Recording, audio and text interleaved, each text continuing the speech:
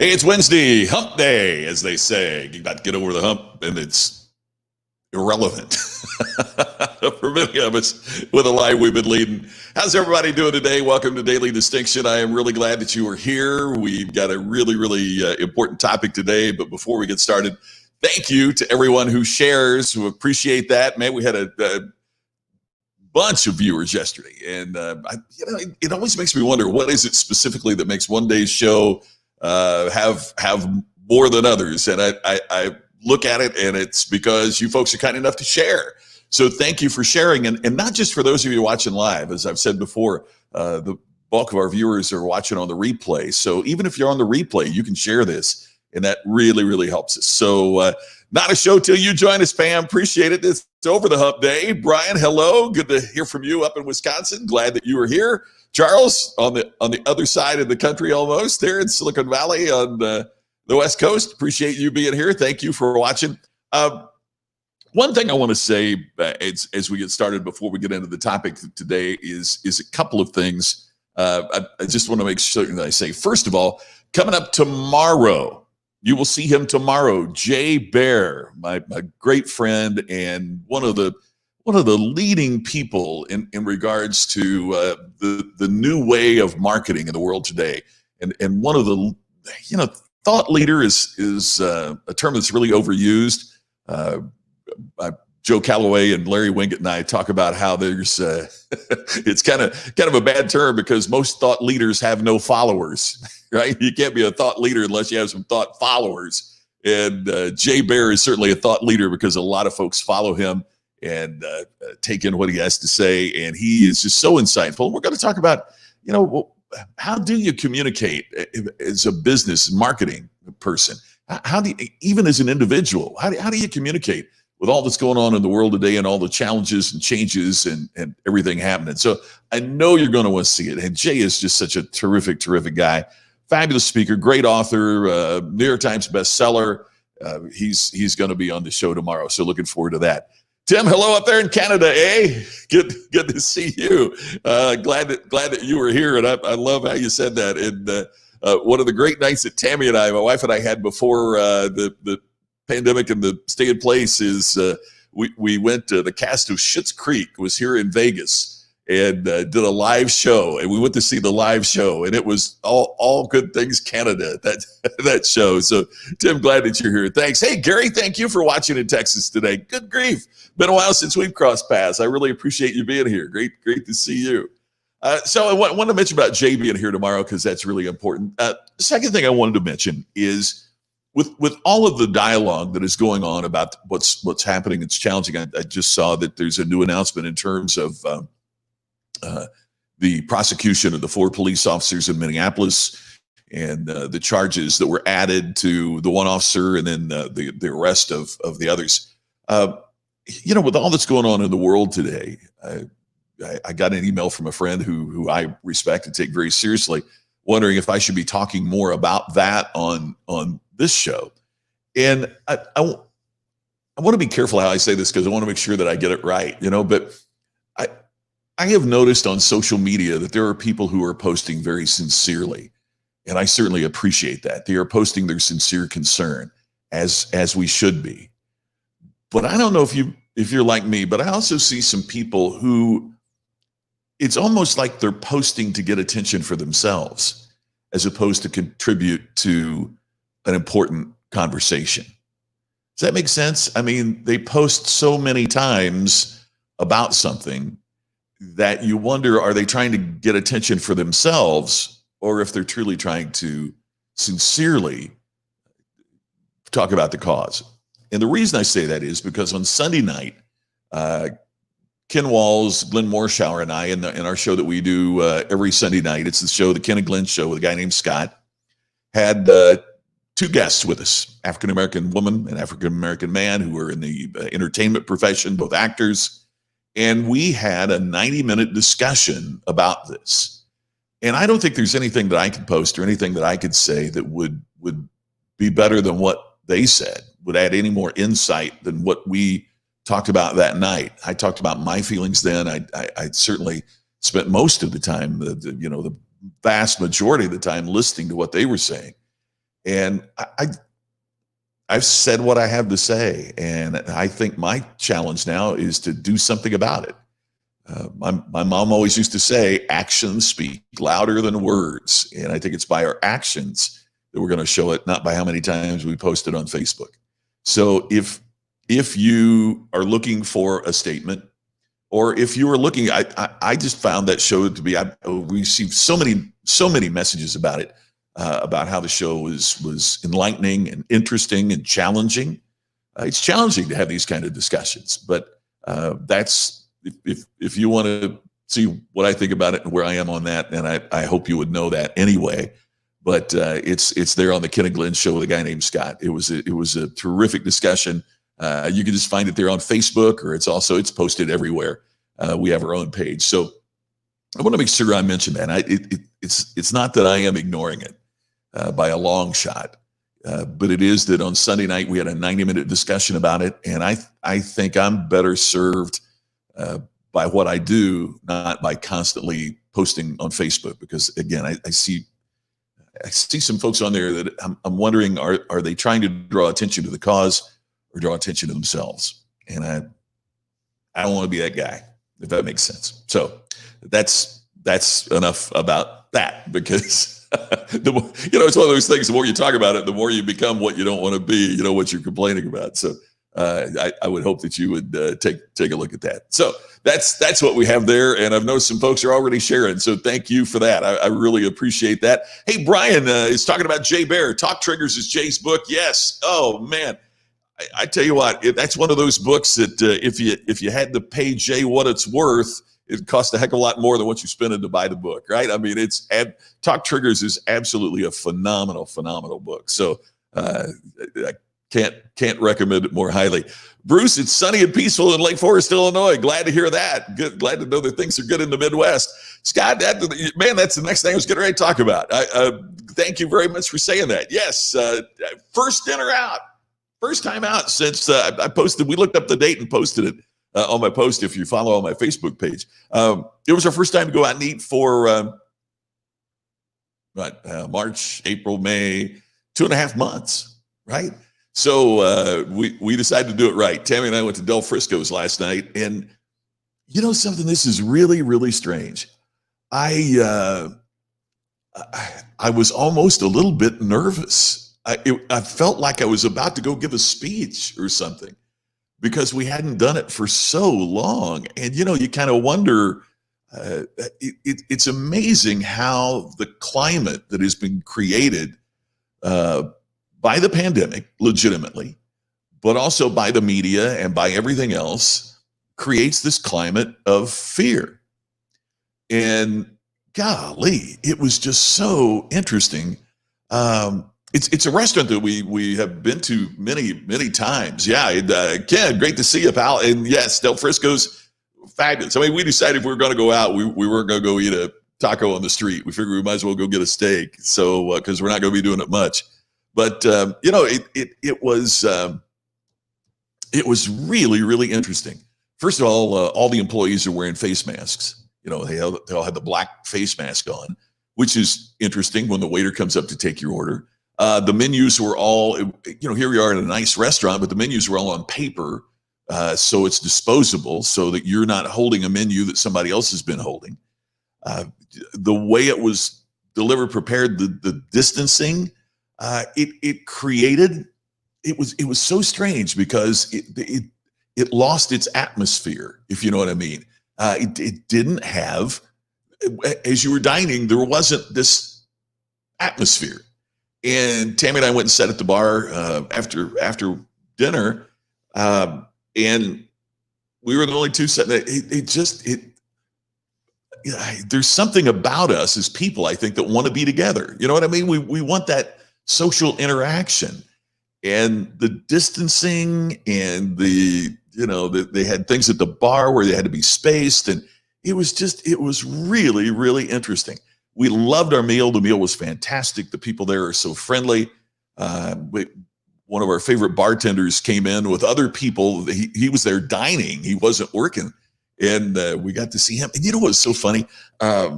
We see Ron, one of our fave guys, and we just saw him and we just hugged him real quick. And all of a sudden, we both kind of looked at each other like, "Oops, we weren't supposed to do that." And again, it gets back to this human thing about that we want to be together in June. You're exactly right, my friend. Great to see you. There is still this element of fear that is in there. Oh, thank you. We were hungry. I'm telling you, that was the other thing we decided. We hadn't been out for so long, and we decided we're going to go someplace nice, because we hadn't been out for so long. And so like we didn't eat lunch. We wanted to make sure that, man, we were so hungry when we got there. We wanted to make the most of it. So that's part of what we do. We want to make the most of it. So, hey, Ron Dottie, thank you for your post on our picture there. And yeah, we need change rather than rhetoric. Ron, that is the perfect way to put it. We need change rather than rhetoric. Yeah, because it's change that will sustain, and the words will pass, right? So, Charles, somebody put in there that we were beaming. We were. I mean, I felt like we had just gotten out of the pen. It was something. Hey, Brian, I did not get a chance to see Ken's show this morning. Yes, Ken is a terrific interviewer. I'll catch the replay on that, right? So that's really terrific. I think we'll be all right after the hug, right? Ron's pretty good. And Bob Chen says printed paper menu daily. Yeah, so I think it's going to be the way to go, don't you, Bruce? I think it's going to be just kind of the trend, the way that things are happening or going. And as Ron mentioned, we need action. We don't need rhetoric, and that's part of what I wanted to talk about in our time together today. Is that with all of this, maybe this is a time to think about how we refresh, and how we renew, and how we refocus. So I put together 5 steps that we might want to consider as we go through this process of there was another re that I almost put on there, and that's reboot, right? I mean, I saw this T-shirt the other day. I loved it. This T-shirt says, if I'm ever on life support, pull the plug, and then put it back in and see if that works. Right? I mean, can we hit Control Alt Delete in the ICU and reboot me and see if that makes it better? So to refresh and to renew and to refocus and to reboot, what do we do? So here's 5 ideas, just 5 things I'd like for you to consider that might help us recharge our batteries and to relift perhaps our spirits. And the first one is stop waiting. Stop waiting. Most people wait on something to happen, and they don't realize that waiting just destroys a lot of time. And as Benjamin Franklin said, if you love life, waste not time, for time is the stuff life's made of. So stop waiting. Ed Foreman's a speaker I've quoted here before, and there's a great example that he used to use in his motivational speeches. And he talked about, the young boy and young girl, and they said, "Man, we are so much in love. We are so much in love. When we get out of school and we get married, things are really going to be great." And they get married after they get out of school, and they say, "Boy, oh boy, I'll just tell you, when we have kids, then boy, life's going to be great." And then they have kids, and they say, "Man, when we get the kids through school, then things are really going to be great." And they get the kids through school, and they say, "Man, if we can just get this house paid off, man, when we get this house paid off, then things are going to be great." And they work, and they get the kids through college, they pay off their house, and they say, "Man, when we just get to be 65 and we retire, man, we're going to get that RV. We're going to travel the country. Things are going to be great." And then they retire, and they look back on their life waiting for something else to happen before they live. And they have the sad realization that they never lived. They simply waited on something to happen. So let's resolve here, all of us watching today, let's resolve we're going to stop waiting. If you're waiting on a sign, man, when you combine a pandemic and protests and riots. If you're waiting on a sign, I don't know what, what more you need. In my new book that's coming out, I quote the old story. So that's why I'm going to tell it. It's not going to spoil anything. It's an old story.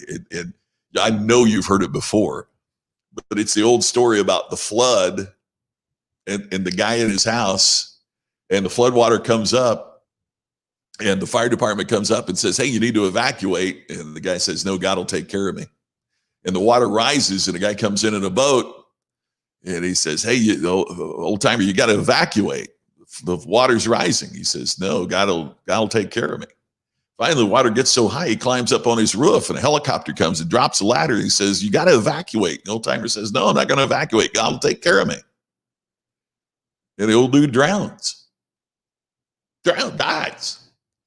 And he gets to heaven, and he meets God, and he says, God, I believed in you. Why didn't you take care of me? He said, well, I sent the fire department a boat and a helicopter. What more do you want? I love that story.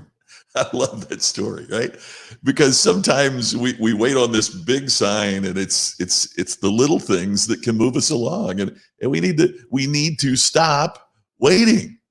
Yeah, and get on with it. June, you're right. Change will sustain is incredibly tweetable. You bet. Hey, Darcy, been out to dinner several times, and the restaurant seemed empty. The atmosphere was missing. Yeah, I don't know if you were over at Stone Creek or where you were, some of the places back there, but it's so true. It's so true. Oh, I appreciate that, Brian. Thank you. Yes, but sometimes it's one of those things. Just to be totally candid, it's one of those things that by doing this every day, it helps keep my batteries charged too. I mean, I need to hear this as much as anybody. So we continue to work on it together. Yeah, the only time we have is now. Or I would suggest the spouse of someone that's passed away. Ask any widow or widower. It's the same thing. Bruce retired when he's 26. He's working out to pay for it. I love that. I love that. Scott, yeah, I mean, all of us, I agree. I'm as guilty as anyone. I keep thinking, well, when we get this much saved, then we can do this, as opposed to let's make it happen. So I'm working on it well. Thanks, Charles. I appreciate that. So the first step along the way is we're going to stop waiting. Second is to remember that renewal is simply part of living. And sometimes it may be forced upon us. So why not take the reins and do it ourselves? I mean, the tree loses its leaves and then renews in the spring. The snake sheds its skin and renews.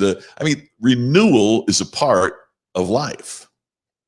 And when we delay or deny renewal, one of the things that I've learned is that means we are delaying or denying living. Renewal, as challenging and as difficult and as scary as it is simply a part of life. We look around and we see it in nature, but somehow we think that doesn't apply to us. Yet it does. I mean, when we think about it, I've talked about this before, but you graduate from high school. That is a life moment. That is a rite of passage, as it's called. And the ceremony that they have is called a commencement. And we tend to think of that as graduation. It's the end. But literally the word commence means to begin, to renew, to start again. And somehow we think that, boy, after we graduate from high school, we graduate from college, that's all the commencements that we're going to have. But yet it should continue, because renewal is a part of life. So let's not ignore that. Let's understand that if we don't do it ourselves, it might be forced upon us in a way that we don't want, or a way that we do not desire. So let's find ways to renew ourselves. Also, when it comes to, we're talking about, if you just joined us, we're talking about how do you refresh and renew and refocus. I think it's critical to understand that what we consume is what we become. In computers, you've heard it a million times. The old language is garbage in, garbage out. Our company now is involved in doing some surveys, some scientific surveys.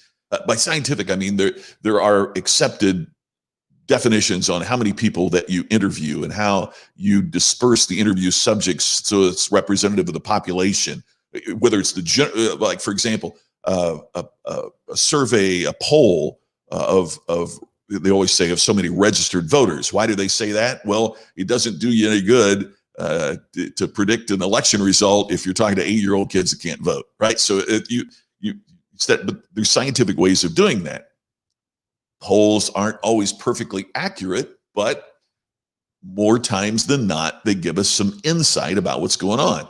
So we're doing some surveying, and it's really interesting that when you look at the survey, what people consume is what they become. If you are reading angry, bitter, mean things on social media or in the books that you read or the people that you're around, that's what you end up becoming: angry, bitter, and mean. And look, for those of you that are watching right now, what you're consuming and what I'm trying to put out there and also consume myself is to keep our batteries charged, keep our spirits lifted, and to help us stand out from the crowd, as the picture behind me says.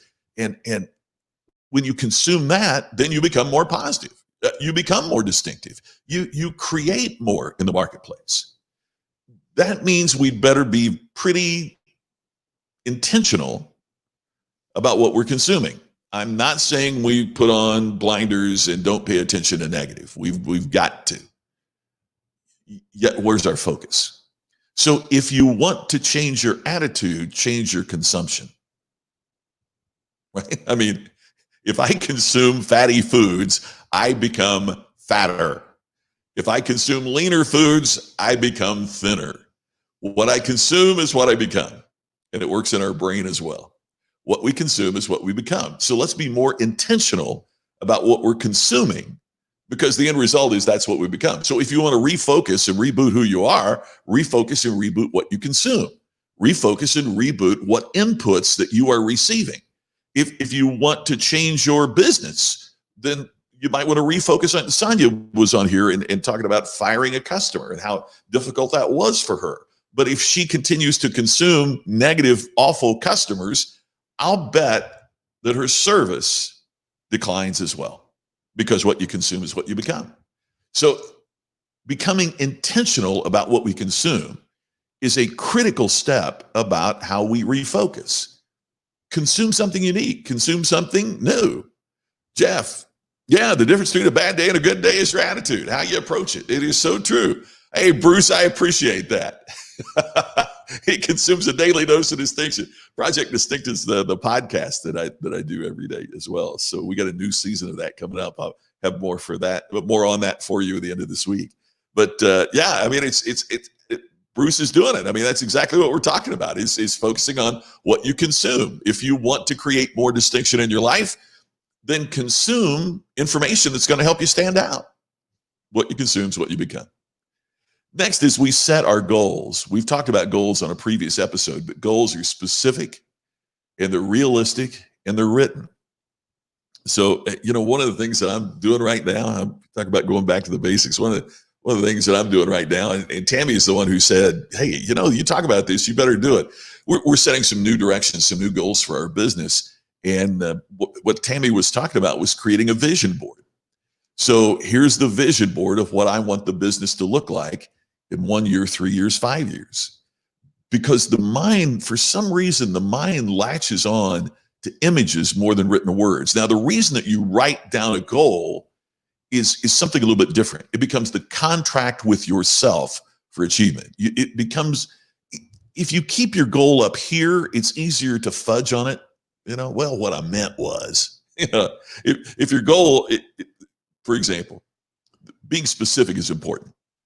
If I'm in sales, I can set a goal to sell more, right? If I sell one more unit, I go, oh, wow, made my goal. When what you really meant was, I wanted to get really good at this. I want to sell 10% more than I sold last year. I want to sell 15% more. Well, okay, so the more specific you are about that, then the better off you're going to be. Second, realistic. Is that a realistic goal to achieve? Because unrealistic goals don't motivate, they frustrate. Um, I don't mean to step on any toes here, but here, I've got to say this as a part of this. I hear so many folks talking about 10x. If if you're doing, we talk about this at the Ultimate Business Summit. If you're doing $10,000 worth of business, we can help you 10x that. If we have some folks that run $100 million companies, uh, you're not going to go from 100 million to a billion with a weekend seminar. That's not realistic. So for some people, 10x is realistic. With others, it would do nothing but frustrate. So along the way, we have to analyze, is that a realistic goal? The joke that I use is, if I weigh 500 pounds and I'm 65 years old, I'm not going to be the jockey that wins the Kentucky Derby, even if that's my specific goal, right? Not realistic. So what we have to do is to understand that now you write it down to make a contract with yourself, to hold yourself accountable. But the reason that you would do a vision board is because for some reason the mind locks on to images. It's really funny. When we moved for a while, we had a small house here in Vegas, and we had our main house in Indianapolis, Fishers, and then we moved everything here to Vegas. And when you move, oh my gosh, what the worst job in the world, right? Is moving your house, particularly when you live somewhere for a while. And when we were moving, I ran across this little vision board that I had put together. Wow, when did I do that? Probably like 1992 or 3, something like that. So here I am, and 20 years later, looking at it when we moved. And one of the shocking things to me is everything on it had happened. I'd even forgotten about the board until I looked at the picture, and it was like, whoa, right? And I mean, some of it was silly stuff. It was a picture of a Apple computer that I couldn't afford when I did the vision board that we ended up getting for the business. One was a car that I wanted to drive. One was a place I wanted to live. It was just amazing because I'd kind of even forgotten about the board, but evidently my subconscious mind had not. Yeah, my subconscious hadn't. So put together not only specific, realistic written goal, but also, pull together and make pictures of it. So Brian, what you consume and who you yeah, exactly, because part of what you consume is the input of the people you associate with. That's a brilliant point, Brian. Thanks. My late great friend Charles Tremendous Jones, Charlie Tremendous Jones, one of the most powerful dynamic speakers ever. Always used to say the only two things that will change your life are the people you meet and the books that you read. Now, he coined that phrase in a pre-internet time, so it could be the posts that you see on social media, or the ebook that you download to your Kindle, or the podcast that you listen to, or all of that. But what he was saying was input. And what's the input? The people that you meet and you associate with, and what you read, that's the input. The people you meet, the books you read, right? So the same thing is true. It is the input that you create, and then the specific, realistic written goal that helps bring that to life. There you go.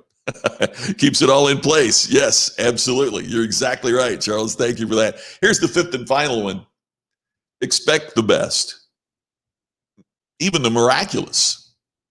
Expect the best, even the miraculous. Now, that doesn't mean that we don't understand the downside, right?